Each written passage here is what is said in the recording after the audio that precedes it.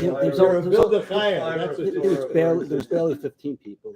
Okay, good morning, everybody. Welcome to today's Torah study. We're learning Tanya. It's a great preparation for Shavuos, for Matan Torah, the receiving of the Torah Mount Sinai. Because a lot of us don't understand what Torah is really about.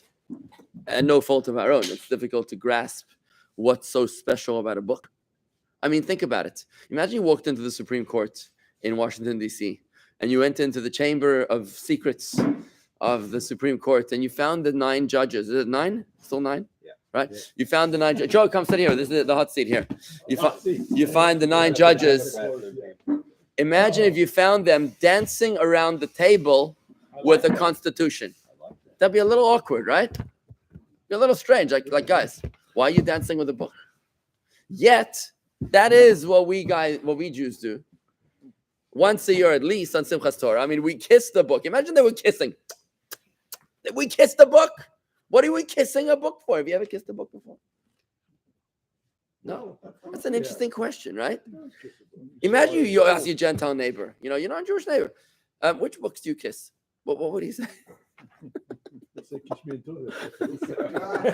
Yet, we Jews, we constantly kiss books, right? And our new Torah, we put it in gold and in silver. We put it, what we don't do for our books. We are truly the people of the book. But what is it about the book? What's up, right? So this is where we're going today. So what we're going to say today is that Torah and Hashem are one. Mm-hmm. So, and there's a beautiful metaphor for this, a beautiful metaphor in life imitating art, art imitating life, in conception. Remember, Matan Torah, the receiving of the Torah Mount Sinai was a marriage between God and the Jewish people. God chose us, hence the chosen people, right? We don't have to apologize for being chosen. Like you don't have to apologize for choosing your wife or vice versa, right? By the way, if you chose your wife, Chuck, does that mean that you hate all other women in the world? No, of course not. It means that you chose her. So just because you're giving her special affection, it doesn't mean that you somehow look down or condescend towards other women, right? You see, vis-a-vis our other conversation, right? It's just interesting, right? So does being chosen mean that other people are hence unworthy? No. But the chosen one has to accept being chosen, because there's a lot that goes with that. That's right. You can't have two. You can't have both sides. To be chosen and have no responsibility. Being chosen comes with tremendous responsibility. Like chosen and accept that you've been chosen. You say you chosen. I don't want to be chosen. Have a nice day. Yeah. Okay. Fair enough. You have to accept that you're being chosen. In God's case of Torah, He didn't really give us a choice. Just interestingly, it's an interesting discussion. Mickey, you joining us today? No, I can tell them. It's okay. We'll allow you. We'll allow you to stay. Okay. So in the case of Torah, of Sinai, it's interesting. I'm not going to get into it right now, but God did not give us a choice. He held the mountain over our heads and He says, do you want to receive the Torah? What happens if we say no? I'll just let go of the mountain. We'll do it. So is that why we call it Matan? Yes, the Torah was given to us. Well said. Yeah. Yes. When was Kabbalat Torah? When was the receiving of the Torah? It was 1,000. It was 1,000 years. It was 1,000 years later when Purim happened. Yeah. I'm sorry. This is something. So the Torah was given at Mount Sinai. The Torah was given at Mount Sinai, but we only accepted it 1,000 years later at the Purim story. What happened at the Purim story was that Haman was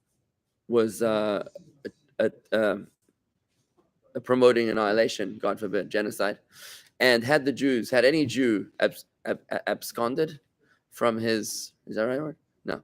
Had abdicated? Abstained or abdicated, I think. Abdicated their chosenness, they would have been redeemed from that decree of genocide in the Purim story, if they chose to convert out of Judaism. So it was only accepted at Purim 1,000. Well, let me explain why. Let me explain what happened. So they accepted kiblu, no, kiemu mashe kiblu kvar. They they fulfilled that which they had already received. So they received the Torah, but now they really showed their devotion to it, that they wanted to receive it. For example, a bris. When you have a bris at 8 days old, did the baby agree to the bris? Certainly. No. When do you agree to the bris? When you bris your own son. When you bris your own son, that's when you show that my bris at my 8 days old was also something which I wanted to do. What was your question? What happened in between? No, I'm saying 1,000 years. we were chosen, but still, it was like a little iffy if we were actually committed to the deal or not until the Purim story. We accepted it, but in a not so deep way.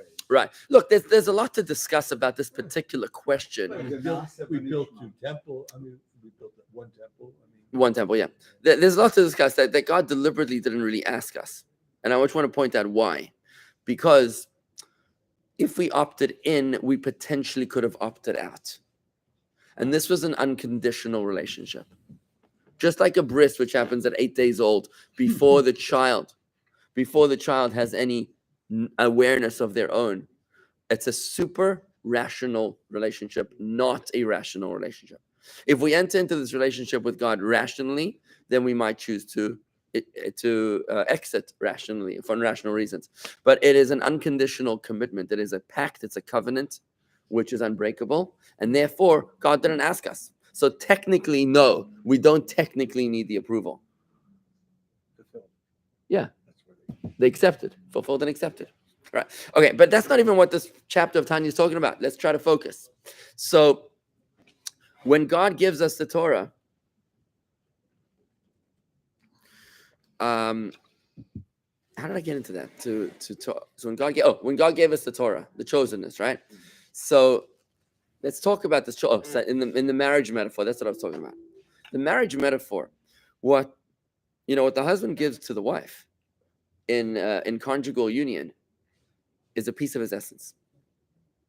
It's a piece of his own DNA, replicable, which can and will create another little human being. It goes with the wife's DNA. It's not just all his, because the DNA is 50% from each.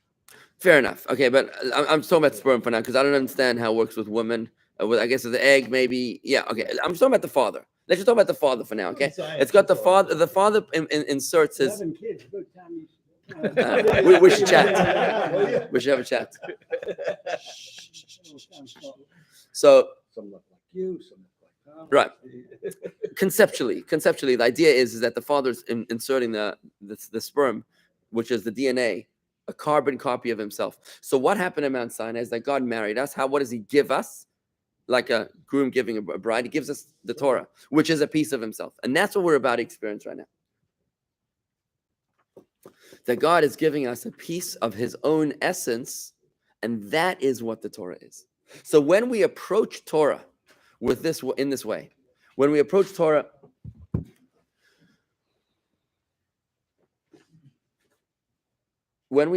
in this way, where we look at Torah not just as a book of knowledge, but as a piece of God, which is inseparable from God. That's why we kiss the book. Because this is the same thing as Hashem himself. It's one and the same. In fact, the Zohar tells us explicitly, that God and his Torah are all one. Okay, so let's look at this beautiful idea on page 67.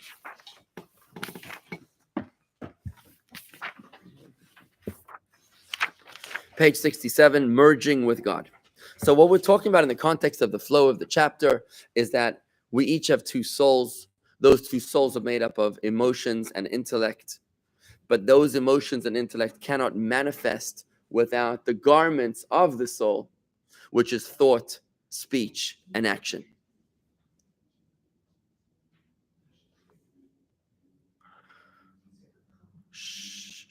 Mickey. Thanks. They cannot manifest without thought, speech, and action. So what do you do with thought, speech, and action? When you're studying, when your thought, speech, and action, your garments of your soul are enclosed in food and drink, and selfish indulgence. Food and drink is not always selfish, but let's say you're doing it for self-pampering. Then what you're doing is that your garments of your soul are engaged in expressing the natural soul. But if they're involved in holiness, in Torah and mitzvahs, now what happens is that because Torah and God are one, what happens is that your soul is now becoming one with Torah, one with God. That's what's happening over here. Now, the soul on its own can never become one with God. Even though we learned in chapter 2 that the soul is a piece of God, it's a manifestation of God. It's like the breath of God, right? Anyone who blows from his inside. And in fact, the second metaphor in chapter 2 was about the sperm coming from the Father, right? Which was an interesting relation. But still, that's not the essence of the Father. I mean, it comes in the core of the Father. But the Torah is more the essence of the Father. The Torah is more one with Hashem. We'll see that right now in the text. And therefore, the garments of the soul are the keys, the pathway through which you can become divine, one with Hashem. Therefore, what's the takeaway from this so far? Is that it's not enough to say that I'm already a Jew. I'm already a Jew. And I don't need to do any Jewish experience. If someone says that he's a Jew and he doesn't do any Torah or mitzvahs, is he a Jew? 100%. Is he holy? 100%. Is he a piece of God? Yes. But he's not fulfilling his potential, which you've been given the opportunity. You've been given this extraordinary gift to be able to become one with the master of the universe. What are you doing about it? Right? So there's a tremendous waste of potential, of opportunity, which you've not been given expression to. Right? Now, what does that mean? That means that someone that studies Torah is much more godly than someone that doesn't. That's what it means. You're one with God in a much deeper way, in a much more real and authentic way than if you don't. Does that make sense? You're becoming godly. Now, what's interesting, if you look in terms of history, you look at the history of the Jewish people, what is it that has kept our nation going? What is it that has allowed our nation to survive against all odds? Is it the strength of our army? Can't be, because we only had an army for like 75 years, right? That doesn't answer the first 1900 years, right? Is it our nation? Is it our country, the land of Israel? Is it Jaffa oranges? None of these could be, because these are all new. Is it our incredibly strong biceps? No. Is it our superior intelligence? Think about this. Is it our superior intelligence? Are we smarter than all the nations of the earth? Well, if you look at the Nobel Peace Prizes compared to Not the peace prizes. We don't do well on peace prizes, but we do on other prizes. Nobel Prize. Yeah. Could it be our superior intelligence? There are many, many wise non-Jews. Many, many wise non-Jews. There's probably more of them than us. By sheer magnitude. The answer, I believe, is that the one constant that we've had throughout our entire history, and by the way, it says so in the Torah. God said, listen, the Torah testifies to our endurance, right? Is the Torah. Because when we bring Torah into our lives, into our personal space, then we experience God's blessings in our personal space. But if you don't bring Torah into your personal space, then you're just not bringing that extra protection into your personal space. Your choice, right? And that's what we learned in last week's Torah portion. I think I mentioned this in the previous class. If you sweat, toil in my Torah, and you fulfill my mitzvahs, I will give you extraordinary blessings, including peace, prosperity, and the other blessings that I mentioned in last week's Torah portion. Right? So God states so explicitly, it's the Torah.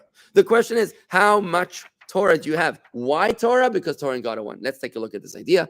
Okay, let's go into middle page 67. Up to this point in chapter 4 has clarified the importance of the outer self, the garments of thought, speech, and action in completing the inner self of intellectual and emotional conviction. Merely to love God and fear Him in your heart is not enough. You need to express those feelings too by devoting your thoughts, words, and actions to Him. Still, the devotion of your outer self could easily be seen as the mere icing on the cake. Doesn't inner devotion represent the most substantive connection to God and not the garments? Aren't they called garments for a reason? To indicate their secondary status to the core intellectual and emotional powers of the soul. Yet here we are saying that it is your garments that bring you closer to Hashem than your soul can achieve on its own. And the metaphor that I gave is that clothing maketh the man. Clothing maketh the man. You become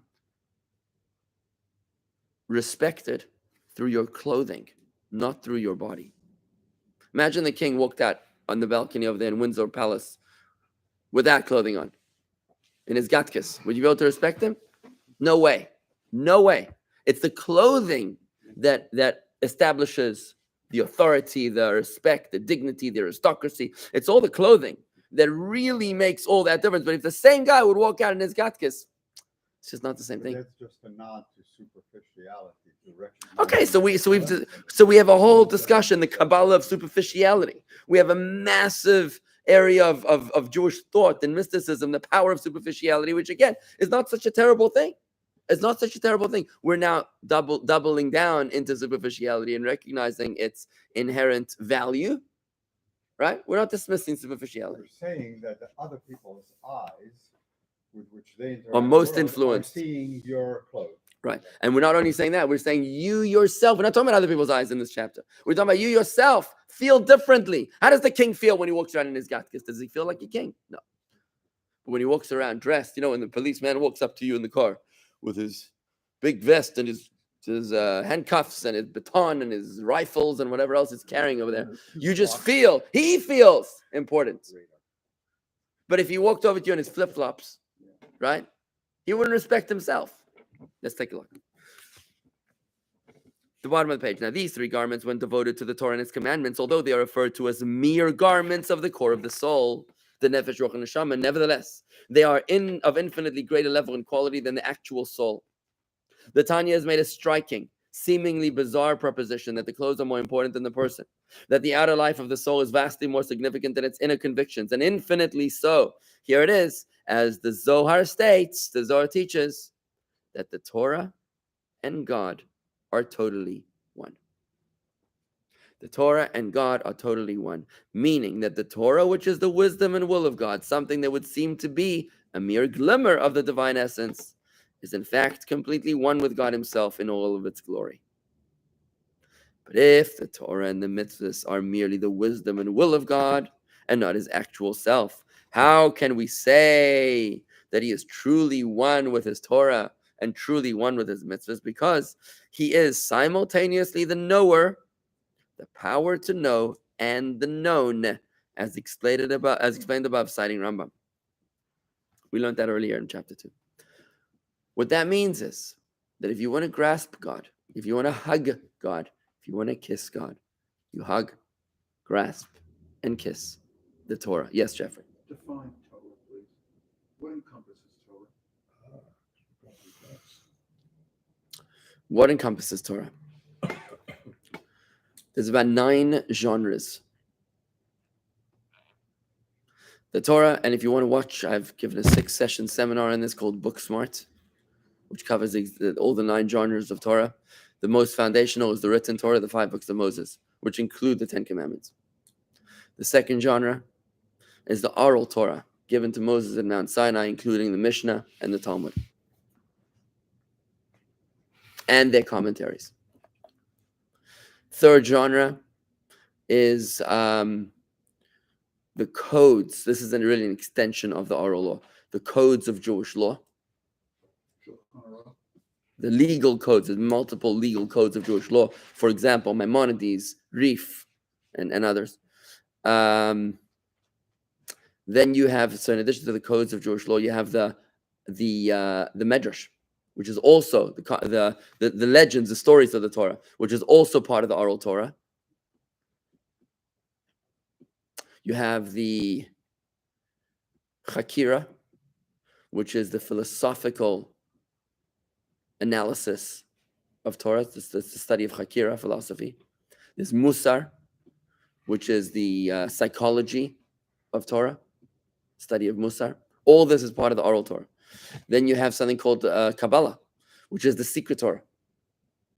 That too is given to Moses at Mount Sinai. It is the secret component of Torah. It's mysticism, as well as its child, which is Hasidus. That is the layman's understanding of the enigmatic teachings of Kabbalah.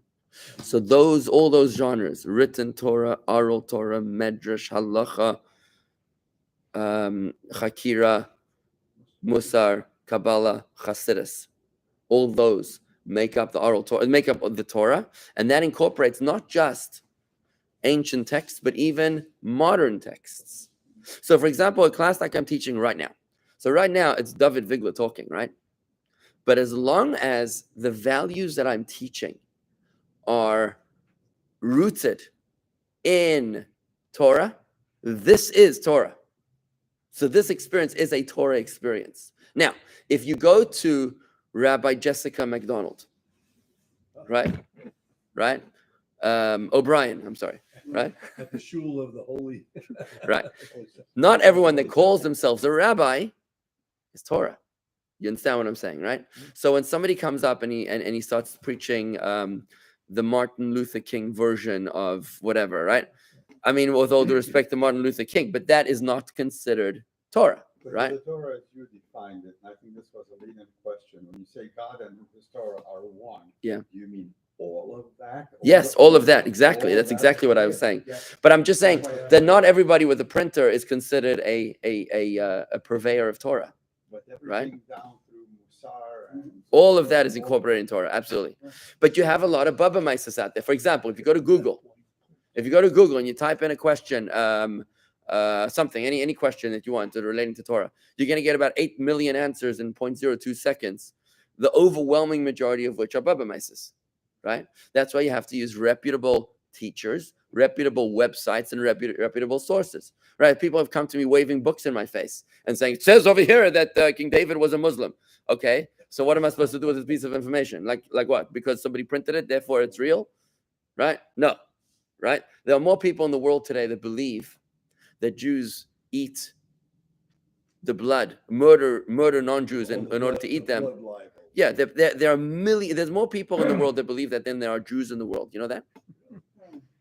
Saudi Arabia still teaches that. Saudi Arabia, right? Talk about Abraham Accords. They still teach that.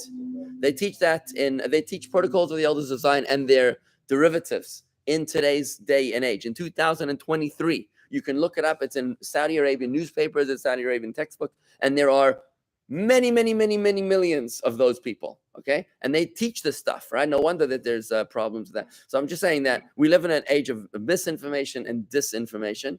So don't get bent out of shape just because you saw something. You always have to consider the source, because the source is vital, right? Is every Torah identical? Every written You went Torah.